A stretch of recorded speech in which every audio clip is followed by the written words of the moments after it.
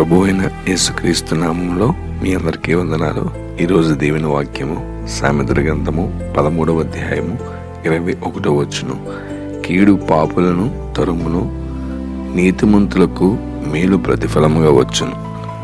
మనము కీడు చేసేవారిగా ఉంటే ఆ కీడే మనల్ని ఏదో ఒక రోజు తరిమి పట్టుకుంటుంది. అలాగే మనం నీతిమంతులుగా జీవిస్తే దానికి ప్రతిఫలంగా మేలు మనకి దొరుకుతుంది. కయీను హేబేలు పెట్ల గొప్ప కీడును జరిగించాడు, అందుకే అది అతన్ని పట్టుకుంది.